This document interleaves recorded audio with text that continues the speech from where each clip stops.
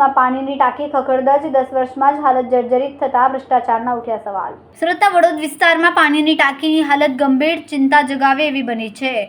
21 August 2015ના રોજ લોકાર્પણ કરાયેલા ટાંકી માત્ર 10 વર્ષમાં જ જર્જરિત બની ગઈ છે।